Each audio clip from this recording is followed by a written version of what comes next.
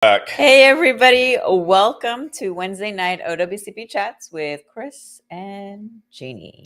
She is your fantastic host, Gini, and I'm the other guy, Chris. The other guy. We are so happy to be back. It feels like we've been gone for a month, have we? No, last week and I let you guys know I posted a picture with me, Joe, and Chris, and I asked you guys to go ahead and list your cities there. So I told Joe today to go and look at that list, and cities and states where we can come to. So we go and you guys see our pictures with all our BDC family friends. That's Black Diamond Club. It's the most high-powered consulting group in the history of the universe. Right. So we go there. We get taught things that we could do to help you, help our franchisees, and just awesome things. So that's why we didn't get on last Wednesday, because we were in a class. Keep talking. And tonight, what we're gonna do, we're having a special guest. I know you guys see me shaking. I'm shaking. Special? Did I say that? She said a special guest. Yes. So we have a special guest tonight. 3 specials? Yes. No. It's pretty special. Mr. Hodges, like special times 10x. So like that. Kenny Hodge. Kenny Hodge he's a longtime friend. We can see him off camera here, and you can't see him yet, but he's a longtime friend. He's from Ohio. He is a former mail handler president. Yep. A former mail handler. A former supervisor, which is always my favorite part. But he wasn't like your typical supervisors. No. And a former drill sergeant that you don't want to mess with. And we're gonna skip all of the housekeeping, and we're gonna get straight to the man. We're gonna do housekeeping at the end. So after Mr. Hodge is done, stay on and we'll tell you what's coming up and all of that. And you guys will see a lot of our offices on there, saying hello and where they're at. So if you need an office, they're on there. Reach out to them. They'll be able to help. Enough talk. I need Kenny. I need more Kenny and less everything else. Let's Kenny bring Hodge, the man ladies on. and gentlemen. What is up, my man? Oh, I hope I can live up to the hype, man. Look, all you got to do to live up is show up. Yeah. Everywhere I go, Chris, I like to bring you with me and do that intro, man. That was beautiful. You give me something to strive for. You know what? I knew like for sure that you and I were close friends when I went to Columbus to watch that Ohio State football game, and I invited you, and you showed up without even you're like, yes, no hesitation. You were in.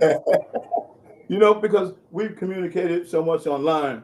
I'm like, and excuse me, audience, but your knowledge is always so on point. I had to meet you, man.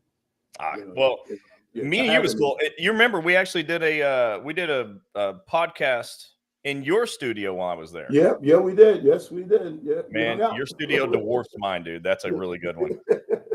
Yeah, we even got to go see the Postal Jamming guys live, man. Practice, man. Oh man, I told her about that. Yeah, he did. Next time it's Columbus, right? Columbus, yes. Yeah. Next time we're in Columbus, so we like to get together and do that again. Yes. Always. In fact, my wife was just saying, we should all get together and meet somewhere because we both travel, and if we could meet in some state, man, that'd be a wonderful time. I'll tell you now, just take an Uber wherever we're going to meet. All right. Right. Take an Uber. I don't want to see you next week. Like there's no show today. No mugshots. Hanging out with Kenny, man. No mugshots. Got you. All right. Well, man, we're so happy to have you tonight. We've talked before. I mean, you and I have been on, between mine and yours, multiple podcast episodes together. Right. And it's always so good to have you because you're so real, and you've had experience every step of the way. Like every place you can have experience in the post office, you've got it. Yes. I think we're going to have a really deep conversation today, and I'm going to lead the conversation by saying this. The other day, and I don't know how long ago, but let's just call it the other day. Somebody messaged Gini on Facebook and said, I want to sue the post office. Do you know a lawyer? And she said, well, you can't sue your agency. And the guy said something to the effect of, and I'm going to put words in his mouth and I'm not going to use his name, something like, young lady, who do you think you are? Right. And, the truth is you can't sue the post office. But that's just kind of a lead into what we're going to talk about tonight, because you had an interesting topic you wanted to discuss. Go ahead and lead out with it. For years, I've been following, we've been friends. I've been following what you do. And you and Gini put a hell of a lot of work into making sure federal employees are knowledgeable when something as important as their injuries in the federal workplace, post office, let's say. And I hear this over and over again. But as I look at your OWCP chats online, I see a lot of the same repeat issues coming up over and over again. Yes. So, being retired, I hope that I can speak to postal employees from a level of sincerity. I've got no dog in the fight. I don't need you to vote. I don't need you to assist me with anything. I just need you to hear what I'm saying. Yeah. And if all this information is available to you, but you won't use it, then at what point do you think that people are going to stop giving you information? Correct. Or on another point, Chris, if you're giving them the information, because nothing's all negative, and they're grasping it, they're using the information, they're going back to their office saying, hey, I got 30 days to file. Excuse me, I got 2 years, 3 years, I'm rusty, to file a CA1. I've got this knowledge and I know it's real. And the supervisor still refuses to assist that employee. Yep. Where are we now? What does that employee do now? That's such a smart question. And a few years ago, I'd say, you know what, you got to get your union involved. And I still say that, by the way. But the system changed a couple of years ago with e-comp. And I think it helped everyone. In my opinion, it took the pressure off of people, because to file a claim, to do anything, you had to essentially have the supervisor's consent, because the supervisor, no offense to supervisors or ex-supervisors on the screen now, because I'm not talking about you, but the supervisor believed they had more power than they have, when truthfully, their entire job is, as I say, it's like a Chrisism, to fill out the forms and get the hell out of the way. And the forms aren't optional. If I come to you and I say, hey, boss, I'm hurt, I need to fill out a CA1, the job is to fill it out, not to say with the medical license the supervisor doesn't have, you're not hurt. Right. The job is fill out the form and let the claims examiner deal with it. Well, now with e-comp, you just go on e-comp and fill it out. The supervisor gets an email, and if they don't submit within 10 days, they violated law. So to me, it's so much simpler now. That doesn't mean supervisors don't check their email. Like, they're not checking their email. They're going to say, I didn't get it, whatever. So you're going to have to deal with that. But at least you don't have to get, some sort of consent that's not necessary to file a claim anymore.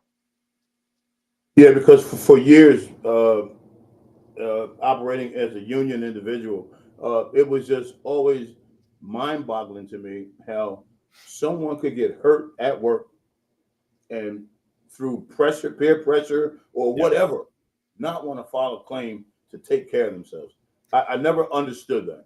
Well, it's not just peer pressure, although it's that for sure, because this, you've seen it. There are those people in any agency, in any company, that frown upon work injuries. Like, they look on it like you're weak, you're gaming the system, you're lazy, you just want to be out of work, you want to go on vacation. And so there's a stigma to filing work injury claims. And that stigma, by the way, is flamed by supervisors who are jerks and who sort of feed that, that animal that says, don't do this. But really, look, we've helped.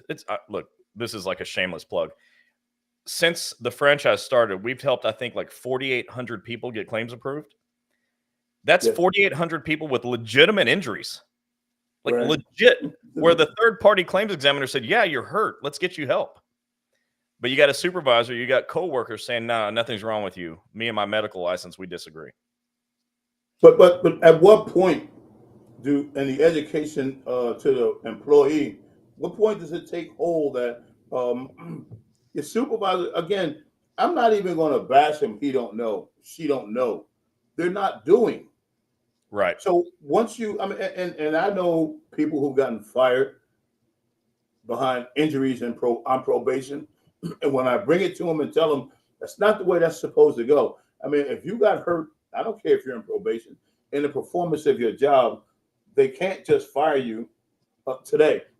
Right. They can't fire you today. Now just understand that they're going to be watching you maybe in a month or two. If you don't fly right, they might, but they can't fire you over that injury.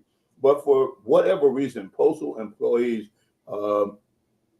you hear the knowledge, you give them references so that they can validate the knowledge, and they'll go to work and hear something totally different from what they've just been educated on and hold on to it like it was the gospel. Well, that's just like today. I was telling Chris, the guy that says, that I'm not taking your advice. Well, okay, why did you even message me to begin with? Saying he doesn't know who to believe. He's hearing things from us. He's hearing things from a claims examiner. He's hearing things from an office. He's hearing things from his management. So and it's hard for other employees to say, is Chris and Gini knowing what they're saying? Because my supervisor has been telling me and telling everybody else for the last 10 years, this is not right. Well, when it's 4,800 wrong. 4,800 approved claims in the last few years. That's pretty good. That's pretty good proof. But and that happens, Kenny. It happens. We get people that say, "Well, what you're saying, it's the opposite, or it's not what my supervisor said." So I'm going to go with my supervisor. Right. And it's not because people hate themselves, and it's not because people think their supervisors are like the greatest, but there's fear. And if I go against the boss, there could be retaliation. I could get fired, and so the first thing that comes to mind is OSHA. I talk about it all the time. And by the way, for all of you out there, write this down: 1-800-321-OSHA. Actually, don't write it down. I always say this: like, that's a number that you can't forget. I know that number better than my wife's phone number. 1-800-321-OSHA. But OSHA's got a website, obviously OSHA, but they've got a page that says these are your employee rights, and the 6th employee right is the right to report a work injury. And then on a next page, it says it is I don't have a word for word, but it's a violation of law to prevent someone from exercising their rights. And so I say to people when I'm teaching, and by the way, another shameless plug, we got a class coming up in San Francisco and Miami. We'll talk about that later. But when I tell people, I say, okay, so OSHA says it's your right to report an injury. They say it's a crime to prevent you from exercising your rights. What do you think that's about? I mean, that's it, man. That's the gospel. You get to do this. And when Gini was mentioning, they get confused as to who's right or who's wrong. One of the things that I admired about when I first met you, there wasn't a whole lot you told me that there wasn't whatever that code was, a USC. You gave me the reference, man. I'm sitting here like, okay, I guess I got to write this down. And I checked 1 or 2, and I'm like, God, I'll be damned. That's pretty much what it says. But when employees, I don't know why they don't understand that this is federal law. Right. It's not an option. And that's right. If you got hurt at work, there's no shame there. I mean, it happens. That's why we call it an accident. Right. But who wants to be hurt? Nobody wants to be hurt. But people will get hurt and will suffer with no income for periods of time rather than report an injury because they know down the road, if I want to transfer or have any kind of mobility within the Postal Service, that accident is going to show up. So that's part of something the Post Office might want to look at and stop holding that against employees.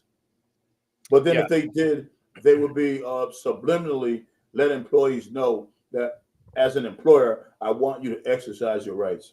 Right. And I get the feeling that's not, they really don't want that widespread. No, they don't. And the U.S. Code and the Code of Federal Regulations both say that it is a crime to induce, compel, or whatever, basically prevent someone from reporting a work injury. That's a crime punishable by fines up to $10,000, maybe 5, I forget, and imprisonment. Yes. Now, you know why no supervisor ever has been imprisoned? Because no one's got the courage to stand up and say, "Listen, they're not pushing. I injured myself here. I apologize that it's going to mess up your operation or whatever. But right now, let's prioritize what's happening." You're right. And I need, and top of that list is I need medical aid right now. And for some reason, people just refuse not to do that.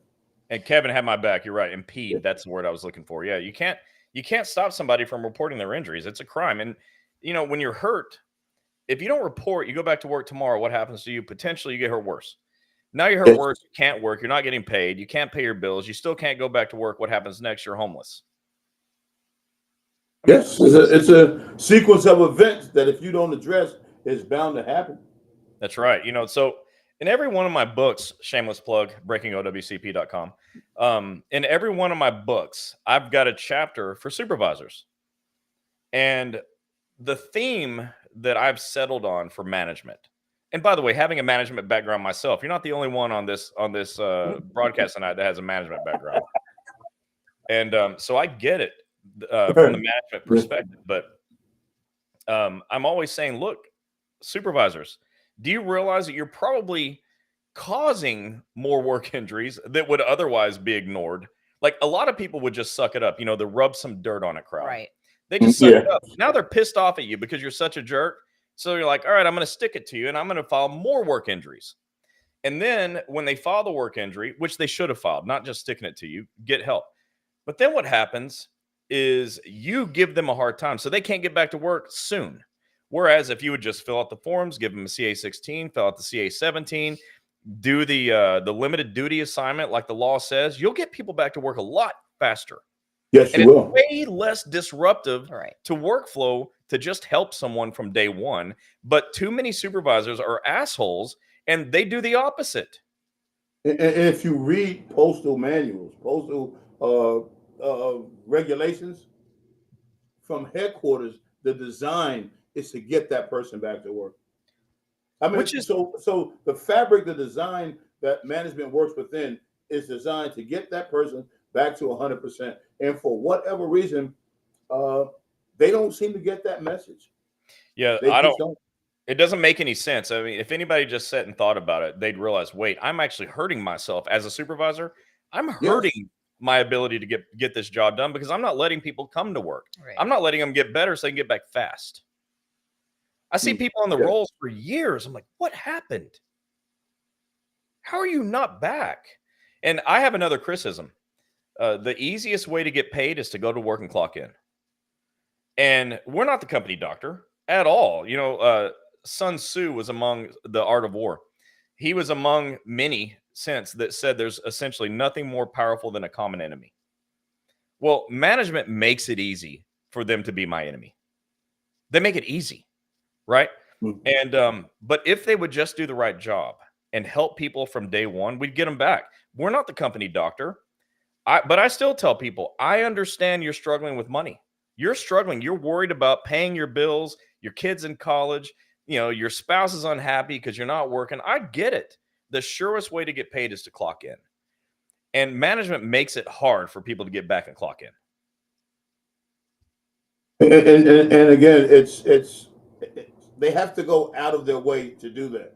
Right. They have to go out of their way to do that because if they were true to the craft, learning that as part of the supervisory task, and you would understand that the post office says it's better to have you, if you can perform 50% of your job, let me get that 50 and OWCP will handle the other 50. But for some reason, that just never translates from management properly.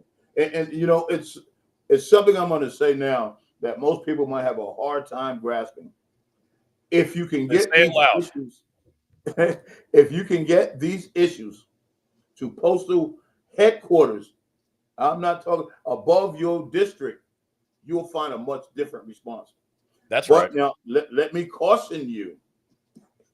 When you go above your district manager, I'm just saying, I'm going to leave that right there. But if you can get... They're not going to like it. Yeah. If you go above him, he might not have a good day next time he see you. Something to that effect. But postal headquarters, I mean, you'll see a much different reaction. So you said that the manager you go over is not going to like it. So in this book, and I'm going to send you a copy, the 25 things you can do to win an OWCP. Guess what number 25 is? What is it, man? Forget your supervisor's feelings. Well, you know what? Let me add to that, because earlier when we talked about, my supervisor said, I just brought back to mind earlier when we were talking about Tom. Tom and I used to do that sick call chat. Yeah. And we did an episode called "My Supervisor Said." I mean, probably one of my best downloads I've had to date. So in that episode, my supervisor said, "Well, you know what?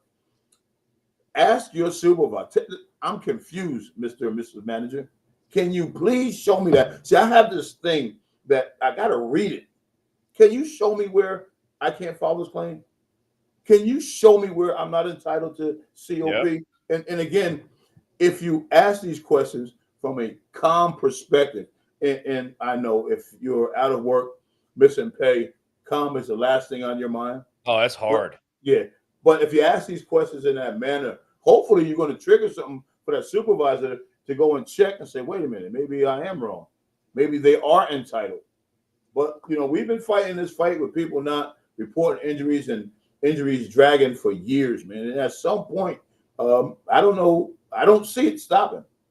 I see I see this continuing on, but with the only difference is more people are willing to step up and get some kind of restitution for being injured at work until they can recover. Man, everything you just said is spot on. And shameless plug coming. Watch this. So Kenny and I did not. He has no idea. I'm gonna ask him this question right now. And it's okay if it backfires on me. But Kenny, where is your cell phone right now? Where is my cell phone? Yeah, where's your cell phone? I don't know. Okay, that backfired. Mine's right here. And you'll see why that backfired in a second. So most people have their phone on them at all times. You're at home, so you don't need yours. Oftentimes I keep it on the charger too. I'm here. But when you leave your house, you grab your keys, your wallet, and your phone every single time. Yes. So one of the things I'm doing now with these books is I don't sell paperback copies of the book anymore. I take them with me when we do live training events because I like to encourage people to come. So I take them for the people that attend in the audience. But what I want is for people to download it to their phones. Because you just said it, supervisors, they don't know the rules. They're just going to tell you something. And if you don't have the rules like right there, how can you dispute that? Exactly. Yes. So I've got a thing that I say, put Breaking OWCP in your pocket. Now, this will not fit in my pocket. It's not a big book, but it won't fit. But this fits in my pocket. Now, let me just you have the rules. And when the supervisor says, nah, you only had 30 days to report your injury. And you pull out volume 1, you're like, no. See, the CFR right here says I have 3 years. Right. What's up? So that's what's missing. Once you show them what the CFR says, you gotta take a breath, gotta breathe with it. Let that supervisor digest that, and then now the supervisor's next move will let you know, okay, maybe they didn't know, but they're gonna find out, and I'm gonna be okay. Yeah. But if you get resistance back from that, just understand you need to find a different source because that individual is not going to help you. No, and thank God for unions when it comes to that, because when you have the law, then I think you have the basis for a grievance. Yes. If the law is not it, I don't know what is. And in my books, you get to read the laws right there. Like, yes, I'm entitled to a CA-16. I reported today. So hand it over, man. Here's the law. And that kind of surprises me, though, that right now more of mail handler unions aren't getting training done, or am I still good?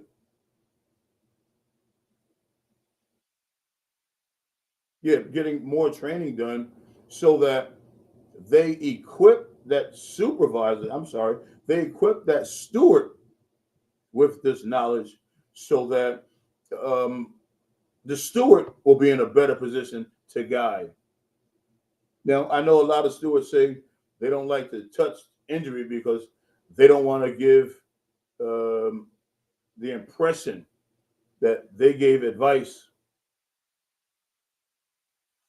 But, and I'm sorry, I glanced over at a comment that said when the union is not working with management. Listen to me, sir. They're always working with management, and I don't mean that real negatively. But you got to understand, it's important that you understand, because if you understand, now you can hold your union accountable and force them to take that fight to management. But, again, as I'm retired, I can speak very calmly about it. But trust and believe, I understand. I understand that fighting this fight is a hard fight.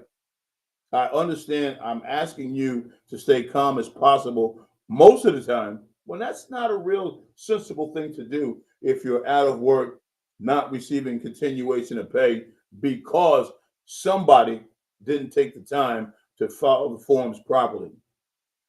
But you have to stay tenacious and you have to stay involved. And sometimes, and I'm not asking you to make unnecessary phone calls, but I'll call you every day. I'm going to call you enough that you're going to make sure my claims get processed. If for nothing else, then does not have to talk to me every day. And when I see a comment that came up that talked about when you're recruited as stewards, OWCP is not something they really cover.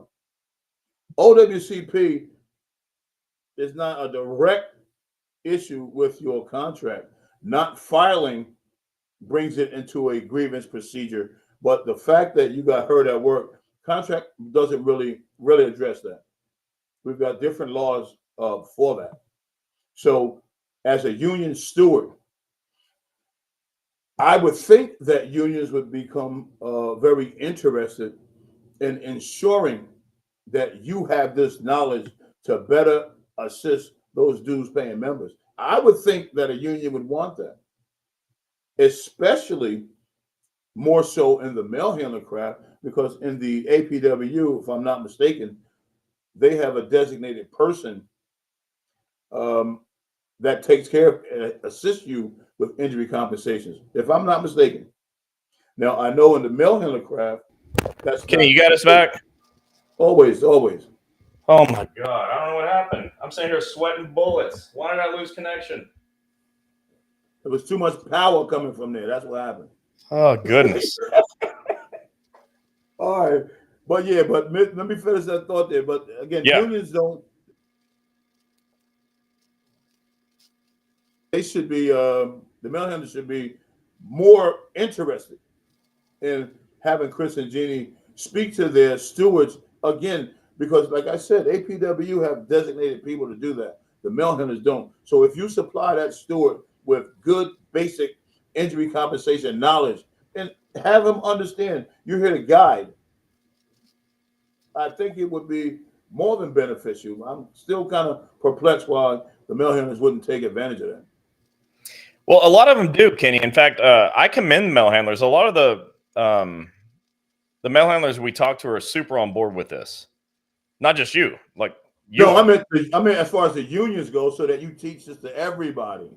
Now, that's what I meant. Yeah. Here's the beautiful thing is that none of the mail handler unions have ever rejected us. They just don't invite us. And I think a lot of that is because they don't understand or even know about us yet. And so, but like in Alabama, they invite us. It's awesome out there, Great, it's really nice. And same thing here in Florida. We get invitations. So I think it's just a factor of just not knowing who we are yet. But I commend the mail handlers union, because I got to be very careful. Sometimes I go off and I hurt feelings. Some unions, not all nationally, but some locals are anti OWCP, I think, or anti me for whatever reason. I don't know. Maybe I like the wrong football teams, but I don't know. I don't think so. I'm pretty sure I got the right ones down. You're a Giant fan. Who would hate you for that? Oh, good Lord.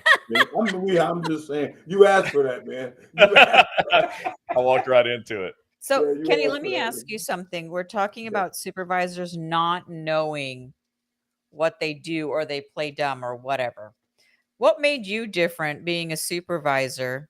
Why did you take the position? And then why did you leave the position? Well, when I got the position, I was given the position because I was recently I just got out of the Marine Corps, and there was an office that really had some issue problems, and still being very military structured, became a 204B, and I got the job. Now I got to tell you, and here's the story to my career. I understood that this first job that I came into really had nothing to do with postal skills, but the next one is not going to be that easy, and I began to just devour knowledge because I'm in a position that a lot of people thought I shouldn't be in. So the one thing I had to make sure of is that my knowledge was a little better than everybody else's. So we stop all that. Ken don't deserve that job he has. And when I started from that, I kept going from there. And the reason was the reason I left. I'm probably gonna need a couple of drinks. It's like that, huh? Yeah, it was one of those things like you know how when you're playing football, the tryouts, you go to your locker and they got that red tape hanging. Yeah. Yeah, that was so we'll just leave that right there. Because wait a minute, hold on 1 second. Let me bring it down. Woosah. Woosah. Bring Okay. it down. Bring it down. It's gonna be okay. No, yeah, but it was real important to me to more than not, because nobody's perfect. Follow the rules. I understood early in my postal career that the rules are going to piss people off, but they're the rules. You Yeah. can go anywhere, any place, and say, "Well, Mr. Hines told me I have to case 18 letters a minute." Okay, that's the rule. And I was always, again, more times than not, because nobody's perfect. I was always willing to stand behind that. And once I got you to calm down, and I showed you in writing in a postal manual what just happened, yeah, you're still mad at me, but at least I'm not that a-hole, well, the complete a-hole you thought I was. Well, you're not trying to be a jerk. There's rules and you Yeah. got to follow them too. But, drifting outside of OWCP, and here's some more of that talk that somebody will probably say, I don't know what I'm talking about. Postal employees, as a nation, as an organization, have become so useful to, no disrespect, people, because I'm one of you, not doing what the supervisor says and doing their own thing. And let me say this, doing the employee doing their own thing is what keeps the post office successful. So mass shout out to the employees. But you become so used to not listening that you don't listen to a whole lot of things that could help you. Right. Yeah. So, and Anybody it's sad.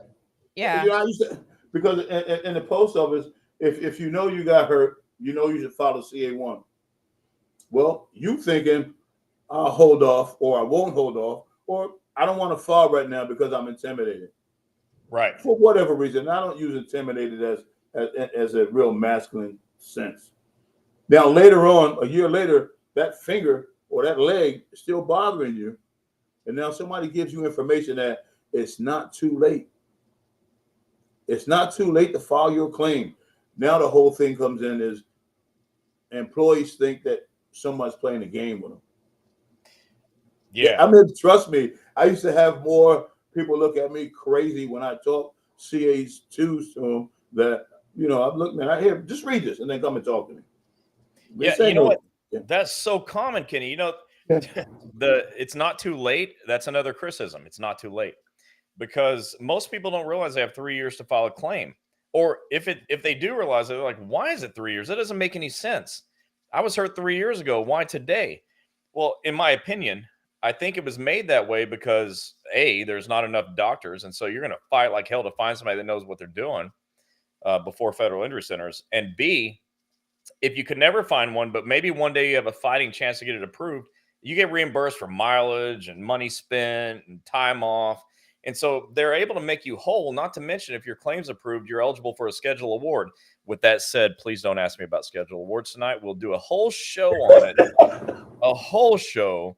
There's no way I can give it justice in the time remaining. But like when you finally get your claim approved 3 years later, you have access to all the same benefits you had on day one minus COP and a CA-16. And let me interject real quick. That's the part where the supervisors kind of bedazzle employees. Yep. If you wait about a year, they're only reading the part of you're not eligible for COP. So they sometimes get confused and read that as you're not eligible to file your claim. Well, that's right, because as long as you file your claim within 30 days, you're eligible for COP. Yeah, right. Well, it's been a year. It's 30 days past. Yeah. You can't file your claim. Well, that's not the rule. Yes. Right? The rule is that you have 3 years, 30 days COP. But hey, that ship sailed. It's been a year. All right. COP's over. But you can still get your claim approved, get help, and get reimbursed for stuff. See, that part they leave out. They're going to accentuate the part of COP is over. So if I'm talking to my supervisor about a claim and you're telling me something's over, all I'm hearing is it's too late to file a claim. It's not too late. That's and you have to notice in a subject like OWCP, if you think about it, those who take a deep interest are those who've already been injured. So how could you not put up all your fight, everything that's in you to make sure you get compensated for doing the job? I know. Okay, I got 2 questions for you that I can't ask anybody else because you're the only ex-supervisor, and sure as hell no current supervisors are coming on. Maybe one would, or 2, but most of them won't. And even if they did, they won't, by the nature of the fact that they're in the job now, they won't be able to tell me the truth. You can. So here's the question. I will. What's in it for supervisors to keep people down in OWCP? What's in it for them to have fewer OWCP claims? Right. I don't know the answer. And if you don't, that's fine, but I'm curious. Now, let me say it's been a minute, over 20 years since I've been in management, but I'd like to think I was so far ahead of the game that I'm still a little bit ahead. I had to do that, man. But no, you got to get the dust off your notepad from the desk behind you, and let's see. When I supervised, there was no incentive other than it had a direct result. Employees coming to work. You know, if you're out of work, when they look at employees absent, when they roll that number up, that shows in that number. Now, I don't know if their ratings now involve that. So I would have to say when I was in management, that played no significant consequence on the bonus or end result, with the exception of you're going to be missing an employee from work. So that is the part that always made sense to me. The manager in me knows if somebody's out of work, it's my job to fill that shift with the current roster of people that I have that are all, by the way, doing their own job today. So I understand the hardship that puts on people. I mean, okay, I can honestly say I've never had somebody go out on a work injury as a supervisor, but I come from medical. Like, we don't really do heavy, hard stuff. And by the way, I'm not talking about VA nurses because your job's hard. Right. But working in family practice, it ain't hard, okay, for anybody. But there's a rumor. I didn't start it. I didn't fan the flames on it either. I'm just saying it's a rumor that's out there that management, in some cases or in all cases, are incentivized to prevent work injuries. And I hear it all the time, and I can't reply to it or respond to it in any way because what the hell do I know? But that's what I get asked all the time. Well, now once you incentivized to prevent work injuries. Now, if you're a good supervisor, you're going to train people to work safe from the beginning. Of course. See, there you have. That's where your problem starts in the post office. But we won't even talk about that. But you're going to train them for that.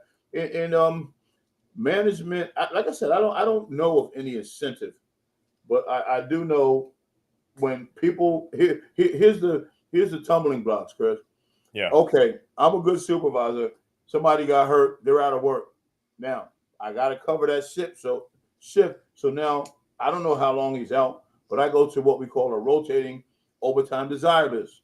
Okay. People are making money.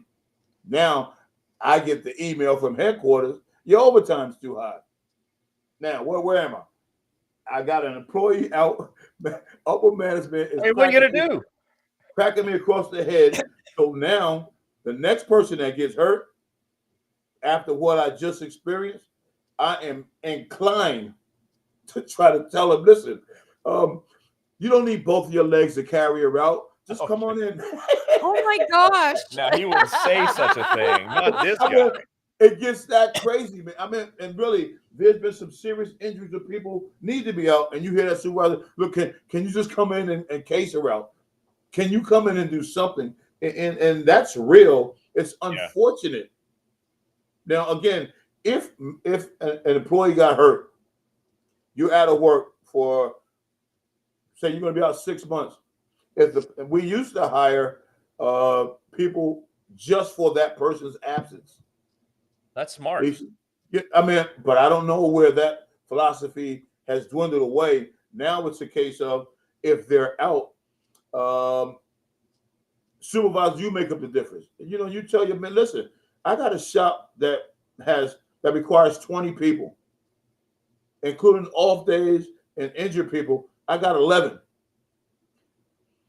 You might hear, make it enough. Make it enough. Right. Now you have to go out here and get the scrambling, doing all kind of things that you know is going to cause friction with you and your employees. So, but you got a choice. You want friction with your employees, or you want friction with your boss? Well, the employees don't want friction with their boss, so it's not hard to understand why a supervisor doesn't want friction with their boss. You know, nobody wants that. Exactly. That leads me to my second question, and this was asked. So remember, I'm asking a question that was already asked. You won't have to repeat it later. Okay. But somebody asked a question or even made a statement, but I'll turn to a question. Why won't management then, and I'm linking it to that overtime problem you're talking about, right? Well, now we got a lot of overtime. So somebody's coming down from the top going, too much overtime. Why wouldn't supervisors connect the dot and go, limited duty assignments can prevent overtime? Because the question or the statement was, yeah, but they won't give us limited duty assignments. Now, I know all the rules, and I've had a couple of chats about limited duty assignments. And when the claim's approved and the doctor fills out a CA-17 and submits it, the supervisor is responsible for making every possible effort to find limited duty based on the 17. It may not always be available, but they're required to try, right? Yes. And then when they're able to find it, they say, here's your limited duty assignment on a form, whatever, 2499 or something. And then they send that to the claims examiner, who notifies the injured worker that there appears to be a limited duty assignment. Now go show this to your doctor. Your doctor will have 30 days to evaluate and then let us know what you think. So what happens is management says, we got nothing for you. Or they put the limited duty offer in front of them and say, sign this now. And I know a friend of mine who's also a union president who says, well, we say sign under duress, right? Yeah. But the law doesn't say anything about sign under duress. The law says you have 30 days. They can't make you sign it right now. So there's two problems there. But problem one is they'll say there's nothing available. Problem two is they'll say sign this now, which is totally against the law. And so if overtime is a big problem, which makes sense, the supervisor and me goes, yeah, I get it. Oh, under protest too. That's a good one. Thank you, Serena. Under protest is what the I talked to said. But anyways, if you're concerned about overtime and you know that you can offer limited duty and get some hours that aren't overtime hours, what are we talking about? That's super enlightening to me, Kenny. What you just said, the overtime thing. Yes. That's the reason management should offer limited duty assignments. But now watch this. Now here comes self into that equation. That was real simple. Now we're going to add some X, Y's, and Z's in there.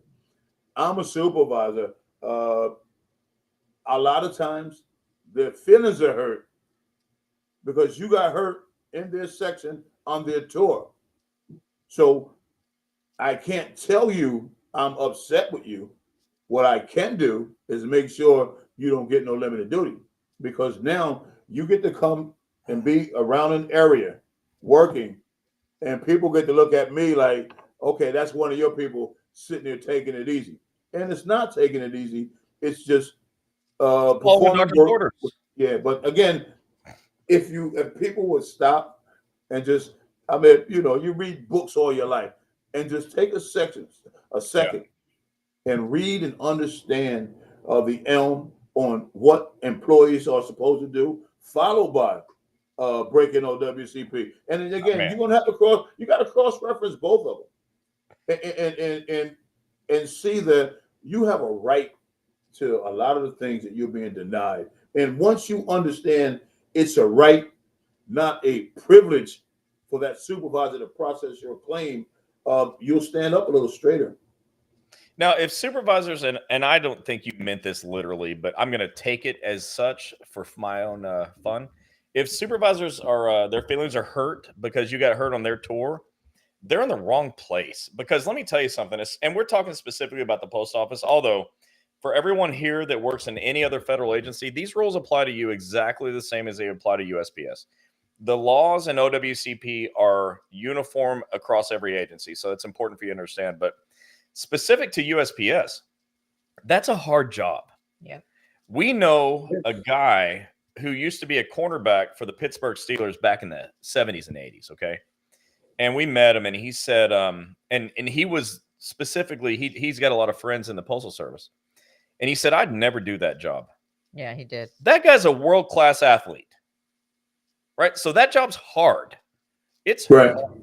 Anybody's feelings that are hurt, man, your feelings are way softer than the job is hard. Suck it up, Buttercup. Somebody got hurt. Fix it. But what's this cycle keeps expanding, because now you go and you look at recently, you have a lot of supervisors who, and I'm not knocking the 204B program, or I'm definitely not knocking your advancement, who get promoted within a year or two. So when I'm talking about my feelings being hurt, I kind of understand that I really shouldn't be here right now in this position. I got it very early. So the last thing I want to do, again, is have an employee missing. Now my MDO is looking at me like, what's going on? And keeping that MDO happy is paramount to that supervisor. But if the MDO exercised a little more judgment, then everything would go a lot smoother. But again, them employees missing from work touches the overtime, and it touches employees hurt. If your building has a lot of accidents there, you don't get cookies and milk from the district manager. You're not going to get that. I think what we need is more Marines and drill sergeants as supervisors, because then you won't give a damn about cookies and milk. Well, you know what? But this, we're going to go way off OWCP for a minute. Let's go. Still talking post office. Let's go. It's hard to go Marine there because there is no standard there. You can't tell me. You can look at me and try to motivate me with some discretionary effort. But as you know, for Marines came in or drill sergeants came in, you can say, listen, I need 20 of these every hour. That don't exist in the post office. People don't understand that. But that does not standard. Exist. Got that. There is no standard. The standard is you do the best that you can do.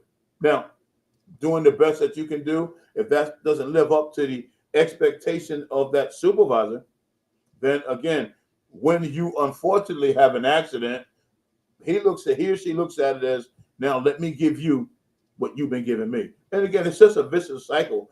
And a lot of it probably could be resolved if there was a standard. And I'm not advocating standards. Again, I am retired. I don't advocate anything on behalf of the post office. But with no standard, it's hard to hold people accountable for anything other than being at your workstation and doing the best you can do. Yeah. Kenny, let me tell you something. You are, and I'm not just saying this because you're here in front of me, okay? Because what I'm about to say, the people that have been on here since the last time you were on our show, yes, I don't want them to feel bad. So all of you just like buckle down. Kenny, this is the best interview episode that we've ever had. It's the most enlightening because you're so well-rounded. Like you've been everywhere. You've literally been every place. And we are going to have to wrap this up because we got 10 minutes to go, and I like to answer questions at the end. So we're okay, sure, man. That's great. We're going to stay late. All right, I'm going to answer every question here, so don't worry about that. You all get your questions answered. But I want you to do this, Kenny, and this is nobody that I've ever had on can do this. Right. What would your message to supervisors be regarding OWCP? Supervisors, pay attention. And by the way, everyone, he did not know I was going to ask that question. We don't rehearse. Yeah, no, we don't. I don't say, here's a list of questions that's coming your way. I don't even know what I'm going to say until I'm talking. So what's your message to supervisors? Because this is going to be broadcast on the Breaking OWCP podcast. It's on Instagram. It's on LinkedIn. It's on Facebook. It's on multiple Facebook pages. Instagram, TikTok. It's everywhere. So there's a lot of people are going to see this. So I would say to anyone else but you, choose your words carefully. Yeah. Do not do that. You know what I would say to them? I would say to the supervisors, listen, when it comes, now don't forget, I understand we have many facets of this operation we have to learn and execute every day. But if you understand what happens with OWCP, and when I say have that conversation starts, the training starts with the conversation and it's followed up by classroom training. And I'm going to educate you in OWCP, because the more you learn about OWCP, the more you will learn that instead of looking the other way, if a mail handler is on a tow truck pulling 4 APCs, because you understand the significance of that employee getting hurt, I want you to stop whatever you're doing and go talk to that employee. 3 is the maximum. See, you have to, learning OWCP, it will teach you how to be more accident avoidant. You can avoid more accidents. You know, they got this big thing in the post office, and this is an example that everybody can relate to. In the post office, everyone knows you push, you do not pull. Very simple. I guarantee you, if you walk in any post office, pick your choice, you're going to see 98% of the people pushing, not pulling. Now, pulling, not pushing, because if you push an APC, it's going to take longer because you're looking through the sides, or you got clear going through. So my advice to supervisors would be, we're going to slow this down a little bit, and we're going to learn. I'm not going to tell you about OWCP. We're going to learn. We're going to start with the CA1. We're going all the way through all the CAs with questions, and we're going to have somebody who's knowledgeable teach us. Now, after you've been taught, don't let me see people still writing to headquarters, I got hurt at work and nothing happened. Because now there's going to be a phone call you have to answer. So again, I always favor educating people on what should happen. But, here goes some of that realness, Chris. Post office can't do that. They won't do that. If you educate people on what should happen and they take that advice, you're probably going to need more employees. You know what? Let me stop you from pulling an APC, from pulling an APC, and I like to use that example, and start pushing. Whereas you could have pulled 5, now you pull 2. Excuse me. You could have pulled 5, but you did it properly and pushed it. So now that's 2. So now I'm 3 APCs down. Where am I going to make that up at? So management, they talk that safety game, but if they really, really got serious with it, again, and part of them getting serious is part of them learning the rules and regulations that govern OWCP. And the latent function of all of that would be somebody looking at you as a leader saying, I got hurt at work and you helped me. You didn't, they got to do investigations and all of that, but I got hurt. I came to my supervisor. My supervisor got me care. My supervisor got me the forms I need. My supervisor showed me what needs to happen. And the only way to make that happen is through intense, not just training, intense training. And it's got to come from headquarters, and it's got to be known to the supervisor. This is not the flavor of the month. This is how we move now. And you know what, Kenny? That person that says my supervisor this and that you just said that was all good stuff. Yeah. You know what they end with? My supervisor is my friend. My supervisor cares about me. Right. Yeah, and that's I mean, again, you don't come to work. At work, we have business relationships, but if you, in the process of taking care of business, can show some compassion and Yes. humanity to your fellow employee, you gotta know that your return on that investment Huge. is going to far surpass anything you could probably calculate. Huge.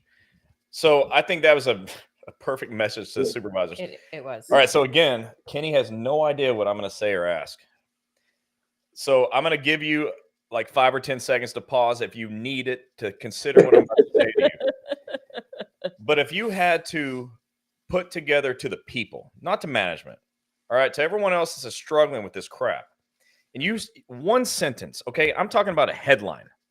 The one takeaway that you want everyone to be thinking about when it comes to OWCP, when we're talking about the people that are suffering through this, what's the headline?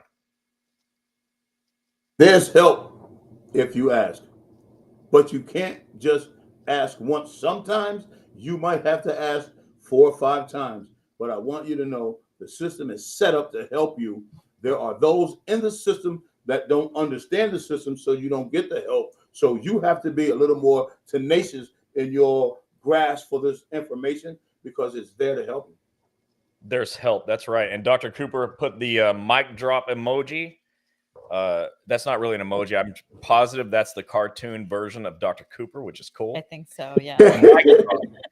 So, Kenny, I really appreciate having you on tonight. Gini does too. I'm speaking for myself, but of course, us. We both love having you. We do. When she told me you were going to be on, I was energized. It's like, oh man, can we start early? You know, because I love having this conversation with you. I tried to find a Purdue sweatshirt, but not Purdue. Yeah, Purdue, right? Notre Dame. Come on, go Irish. Well, and you know, hey Chris, you know what's funny? I got it written right here in my notes, Notre Dame, and Purdue came out. You know, when you go to flying in and out of Indy, they got Purdue, they got the U, but you know what they don't have? They don't have any Irish gear in the airport. I don't know what's up with that airport. Really? Well, if it's not Rutgers, pretty much not a shame. Hey, but listen, I appreciate the invite. I always love coming on your show, trying to assist post employees with knowledge and let them know again, it's there for you. You sometimes it's not laying on top of the grass. You got to dig, but I promise you, it's there. Well, man, I think you and I should do something like this on a regular basis, and we don't even have to talk OWCP. We just talk. But with that said, you told me you're going to restart the Kenny Hodge podcast. Yes. Tell people where to find it and when to find it. Probably April. I retired last April, and I think a year of not doing anything is enough. And it's funny because I really haven't learned how not to do anything. I couldn't imagine. Once again, so you don't understand this right now because you work so much. But there's some mornings you can just get up, take a shower, put on a different pair of pajamas, and go back to bed, man. That's what I'm talking about. One day. One day. Yeah, man, it's a beautiful thing. But where can they find you? Yes. Huh? Where can everyone find you? Right now, the Kenny Hodge podcast. I'm putting some things together. We're coming back. I got some political friends who I will be probably for the next year doing a Kenny Hodge podcast, but really trying to motivate the Democratic Party. Get them motivated. Oh, that's what I do, man. That's what I got the combat boots. I got the drill sergeant hat out. Yeah, we're going to go. Yeah, we're going to take control the right way. Hey, that's a cover photo waiting to happen. Yeah. No, listen, man. With pajamas. I can't do that. Combat boots, drill sergeant hat, pajamas. Hey, and a USMC t-shirt. Yeah, listen, I can only actually now my base is Marines, but I'm an Army drill sergeant. That's right. To clear that up. You know what I'm saying? So yeah, I just have to look at that hat. Every once in a while I put it on, and the wife says it takes about 3 or 4 days to come out of whatever I was in, man. It reminds you who you are. Yes, it does. There's power in that hat, man. Hey, but listen, I appreciate you, man. And folks, listen, when it comes down to OWCP, I promise you, I wouldn't steer you wrong. Chris and Gini, if you need an answer, you're going to get an answer. Now, if you need a particular answer, then you can just go ask anybody. But if you need the answer, OWCP chats with Chris and Gini Helms, that's going to get you the answer. My man. Thank you, everybody, tonight. Kenny Hodge. Kenny Hodge, ladies. Thank you. All right. If Kenny, anybody, we love you. We'll see you soon. Yes. Let's get together. We will, brother. All right. Y'all have take a good care. night. Good night. Have a Thanks, good one. Kenny. Everybody All stick around. All right. Those of you that are still on, you go up to the top, the little 3 buttons. Good. Okay. I know a lot of you had questions, so I'm gonna try and see if I can. So get here's what some we're gonna answered. do, and I'm not giving orders because I'm not in charge. But in the interest of time, we're just gonna skip the statements because there's a lot of statements of agreement. Look, I agree with you. You agree with us. We're all agreeing together. But there are some questions. So I'm gonna ask Jeannie to just skip through and go find the questions, and we're gonna answer those because I don't like leaving here with your questions unanswered. Let me have to scroll up here. Yeah. You might want to start at the top. So how did everybody like Kenny Hodge? He's awesome. Man, every time I talk to him, I just want to sit up straight. You know, he's an intense guy, but when you get to know him, he's such a nice guy. You can't believe he was a Marine and an Army drill sergeant, but he does carry himself that way. You know, he's just he's an intense dude, but this guy is he's legit. He's a real deal. We love him. If you use the left pad, it works better. The what? Yeah, here, let me just do it. Left button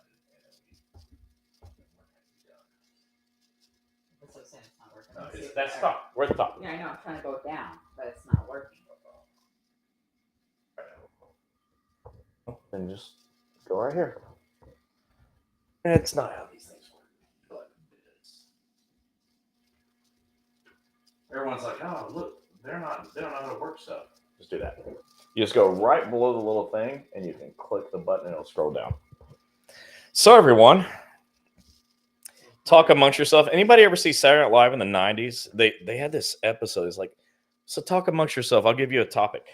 Our topic's OWCP. Sonia Summers, I need you to give me a call ASAP today, or tomorrow, please. And leave me a message so I can call you back at a number. At whatever number you'd like. Yeah. That right button, it doesn't work ever. Hey, you're gonna have to do it. Yeah, see, that's left and that's right. Okay. And you keep clicking right. Because it doesn't work. Well, because my laptop does it that way. Well, this isn't your laptop. There's a whole different one. Let's go like that. Any questions there? Let's see. Dennis Bailey, been on workman's comp for over a year. I had a right hand wrist surgery, and I don't know if they're going to try to disable me. Well, okay, hold on before you click that. So disabling you, I get what you're saying there, but the key is get your claim approved and get back to work as soon as possible so they don't do that to you. You want to get it on a limited duty assignment and keep going to the doctor and get better. Nope, this is left. Click over here, just right on the left side. Yeah, that's better. There you go. Any more questions there? No. 1-800-321-OSHA, folks. Nope. Penny, Chris, Gini, my claim was finally accepted over 2 years. Thanks, Federal Injury Centers of Chicago. I don't have a pic yet. Hopefully next week. Love you all. So, all right, we want you to take that picture with the. So we have this picture at all of our offices. It's a sign that says Federal Injury Centers got my claim approved. And some people say, well, that's just vanity. No, it's not. Here's the problem. Your coworkers don't even think it's possible to get claims approved. They think it's impossible. And so we're showing you, you can do this. There's a light at the end of the tunnel. And as the coach and the calendar I had in high school said, it's not a gorilla with a flashlight. It's a real thing. You can get better. Miss Farris said, what do we do when they won't give us light duty? So in OWCP, we're talking about limited duty. That's for everyone else. I understand what you meant. Light duty is for other things other than work injuries. Your claim has to be approved first. If your claim's approved, then they are by law required to make every effort possible to give it to you. If they can't give you limited duty, and they say you just got to stay home, guess what? You're probably going to end up on the rolls and just get paid to stay home. That's not ideal. I don't think anybody really wants that when they really sit and think about it. Who wants to just sit at home and get paid to be home? Like, okay, I said it that way. Of course, I like to be on vacation forever. But, you know, you probably want to get back, you know, and that's the key. So if they won't give it to you, you will get paid to stay home. Victor said, what type of training are you bringing to APW convention to Miami in April? Okay, so this is the first, Victor, that I've heard that I'm actually going to be doing the training. I know we're going to be there, but I didn't realize I'm doing the training. Is that what you just said? Yeah, Will I be doing the training in Miami? Because whatever I'm bringing would be my A game, and I'll be wearing my Miami gear. And I don't mean Dolphins or Heat. Like, I love Miami. I freaking love. Do I love Miami? Did you even hear what I said? Yeah. I love Miami. Love it. He just was all Miami'd out yesterday. I will bring my A game. Yeah. Trust me. James Clack, if accepted and did not do a leave buyback, how long do I have since recent reoccurrence? How long do I have since recent reoccurrence? The question's a little confusing. Here's what I've been hearing. I've been hearing a lot of people say it was more than a year ago, so they're not letting you have it back. That doesn't make any sense to me. I'm hoping that's just the mileage reimbursement or the medical reimbursement on the OWCP 915 and 957 forms. Not in that order. But the best thing I can tell you to do is fill out your CA7 forms and go back to day one. Here's the worst thing that'll happen. They'll deny some of it and pay some of it. That's the worst thing that'll happen. The best thing is they'll just pay you. So don't worry about it. Just go get it all. Kathy, how can I stop from losing my AL from the new year under OWCP? Well, I don't know how you're losing it if you never used it. But if you used it, you get your claim approved and do leave buyback and you get it back. Yeah. Let's see. Now that I know what the heck I'm doing. Figured it out. Yeah. It's a different laptop. Whoops. There you go. Beautiful. Will you be brought whole on all the leave you would have accumulated while you were off?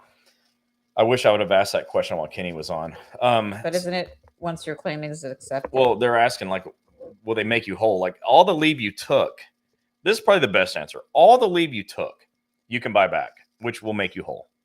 The problem is you have to buy it back, and that's not free. That's not fair either, but the system isn't set up with fairness in mind.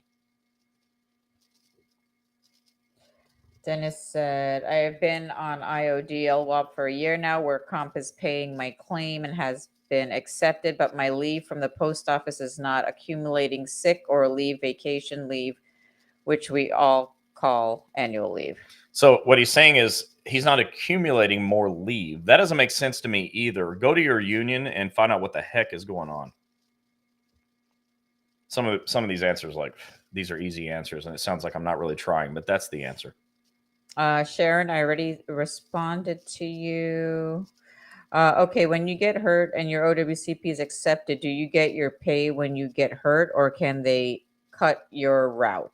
Well, they can cut your route and pay you. You know, if let's say you're scheduled for 40 hours a week and you get hurt and you can only work 20 hours a week, well, then they're going to be required on a CA7 plus a CA7A to pay the other 20. Yeah. On LWOP, leave without pay. Let's see. So Georgia, make sure they code it as LWOP. Hello, Georgia. I know you guys are, I see all the complaints on here. There's the mic drop, so we're getting close to the end. Yeah. All if right. I didn't answer your question because for some reason we couldn't go back up, just go ahead and message me and I will answer them by tomorrow. And Victor, I'm going to message you tomorrow. I would like you to be a guest on our next show next week. I was just thinking possible. that. Yeah. And like you said on here, you can discuss light duty. So everybody knows that Victor is a steward and has many titles under his stewardshipness, I guess.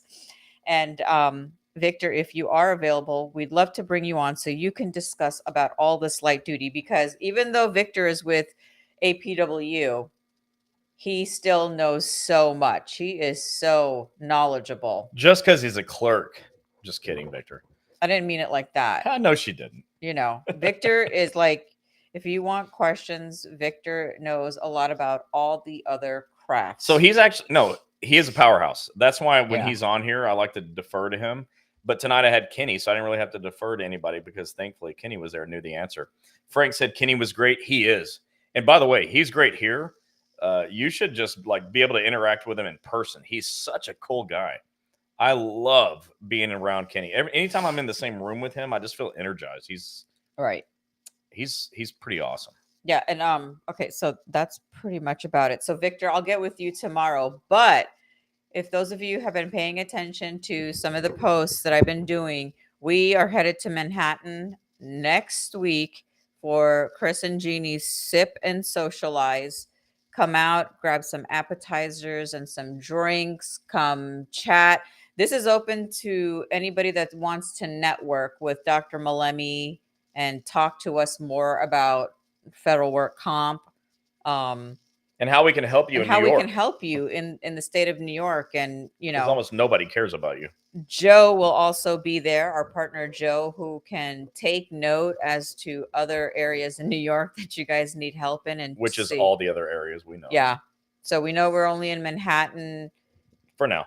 Yeah. And New Jersey and Edison and Paramus as well. So we have those there. Yeah, check out those New Jersey locations. A lot of people from Staten Island are going over there. Now, I don't understand the geography because I'm not from there, but that's happening. So that's probably a clue to me that that's something.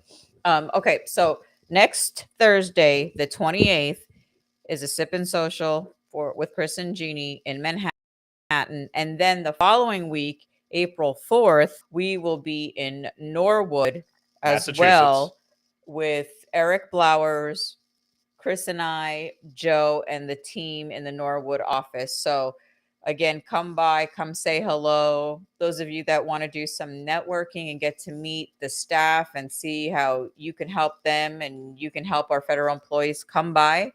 MRI facilities, surgeons. So we will be there to answer all your questions and do a little mini OWCP training. And by the way, just because you said MRI and surgeons, there's no possible way that those people are on here and you're wondering, well, why did you say that? Because you need to know that what we do in each of our locations is we try to build a network of people that will also help you. And so surgeons and imaging facilities are some of the key people you need to be on board with you. Wherever we have a franchise location, we try to set up a network of people that will also accept your OWCP and help you without taking money from you. So that's the way we do that. Yeah. Abu, you said, do you have any other reps in Philly? No, we don't. We just have the one. Well, I mean, if you're talking about offices, the only one we have right now is in Royersford. Right outside of Philly, like 30 minutes. Yeah. That's like 30 minutes. So it's not that bad of a drive. But trust me, the pain of the drive, and to me, I'm from Texas. You can be, sorry, I know you're from Philly. You probably hate that I love Dallas. But I can drive 18 hours in Texas and still be in Texas. All right. So the pain of a 30-minute drive or an hour-long drive is far less painful than the pain of a denied claim. Yes. So consider giving them a call. LS Waters, will you be anywhere near Charlotte, North Carolina in the future? Okay, so we do. Certainly. We do have an office there, as you guys already know, and they are like, they're our top office. They're the top office, back. And they are getting claims approved. But we still have so many other Sip and Socials that we have to get done that we will eventually make our way back to Charlotte. Yeah, we will be back. And those of you that have been asking about the books that you don't want to download the PDF, here's the thing. We only give out these, where's the book? They're not hardcover, but paperback books at state and union conventions. We always bring extra. So if you have a friend or someone that needs one, you can take one back for them. But it is only PDF. And Chris explained it while we were on with Kenny Hodge. If you want to do that one more time, if you want the book, I mean, if you want the PDF, which is so much better on your phone, so you can have the rules right there and show your supervisors if they give you a hard time, you go to breakingowcp.com. Once you buy it, please wait. Don't leave. Wait, look for it. It'll tell you that you've purchased. You have to click the download the PDF. Right. Don't leave. So a lot of people are emailing or messaging saying, I bought the book 3 weeks ago and it hasn't shown up yet. Well, that's because you made a mistake. Now, I take full responsibility for your mistake because my website, I guess, is a little confusing. But for those of you that are coming next, just know, don't leave the website until you are looking at the book on your screen. Yeah. Because you download it and then you have a PDF on your screen. Yep. And technology is confusing to me too, but you got to know that that's the deal. With that said, if you buy a book and you can't figure out how to download it, just send us a message. I'll email it to you. No problem. I'm happy to do it, because when you're able to put Breaking OWCP in your pocket, when your supervisor gives you wrong information, you can on the spot immediately refute it and say, what about what this Code of Federal Regulation says in Volume 1 in the book, in the chapter on rules, laws, and regulations? Yeah, again, I know a lot of you are saying I'm old. I don't do PDFs. I'm sorry. That's what we have right now. And I understand that. You know. And I could, look, if I mail these to you, I could do that. And for vanity, I could put my signature on it and that would be awesome. And it would make me look famous even. But I don't care about that. I care about you having instant access. Nobody else cares enough to do this. I've written 4 books on the topic. Go to breakingowcp.com and do what I do. By the way, we have 4 sons that are between 19 and 25 years old. And when I'm confused, who do I call? Them. Any one of them, doesn't matter, because they know way more about this stuff than I do. So get help if you need it. But trust me, I'm telling you, you got to take my word for it. Once it's on your phone, it's powerful. Yeah, and we'll probably, before the end of the year, so I'm not promising anything, get these books on Audible so you could listen to I've got that this microphone well. thing here. I could probably record on audiobook. But just let's do this. And I'll put a post separately on this because I'm starting to feel a little pressure. I'm considering releasing a limited number of the Volume 4, the 25 things you can do to win an OWCP, where you can buy the paperback. But I'm telling you, I want you to have it on your phone. It's so much better for you to be able to pull your phone out of your pocket and say, that's not right. But I'll post something and say, who wants one? Maybe I'll do like a pre-order thing. I think we should. The thing is, I don't want to order 1,000 books and only 50 people want it, because they're not free. I tried, but the printer won't let me print them for free. But, I want you to be happy, but more than that, I want you to be educated and I want you to be safe and I want you to not get screwed over by management. And the best way to do that is to put Breaking OWCP in your pocket. Carly said, I would love an audio book. I'm sure we're going to wind up doing it, because that's the one thing. I mean, we're on all social media platforms. We have a podcast. We do everything else. We have everything, and we don't have Audible. So we will try to. We were just in a room full of doctors. There's a veterinarian. There's marketing people. There's what other professions are in the group? Realtors, real estate. I mean, so it's a group, mix of so many different people with different businesses. Yeah, our consulting group has nothing to do with OWCP. Right. It's so funny. We get in and everyone's like, "Oh yeah, we see you all on Facebook all the time. We see you all over social media." Yeah. I'm like, "How do you see me? You're not a federal employee." So, anyways, if I want to seem famous, I'll just go in that room. But with you, I want you to be educated. I want you to be safe. I want you to have the information at your fingertips. And thank God, Steve Jobs gave us the iPhone. Well, Victor said, I carry your books in my backpack, which I totally believe. I know that's true. And he does. Carly said, for all the neurodivergent girlies. Carly, you're something else. Can't wait to see you in California. Yeah. All right, guys. So again, we are coming to Manhattan next Thursday night. Come see us. Come say hello. Come get your picture, whatever it is that you guys do with us when we're there. And then April 4th, again, we're going to be in Norwood. Same thing, just different state, different place. Nicholas said we need to push out more podcast episodes. You sound like my podcast guy, Robert. So you're right. We know we've been just like scattered traveling, but we will. Tonight's episode will show up on the podcast. Go wherever you listen to podcasts and download the Breaking OWCP podcast with Chris and Gini. I listen to mine on the Apple app. A lot of people listen on Spotify, but wherever you get podcasts, go search for it. You'll find it. Subscribe, download, whatever you got to do so that when new episodes do come out, you're notified. But this will be there. Thank you for tolerating that long break that we had where that was so weird. We lost connection somehow.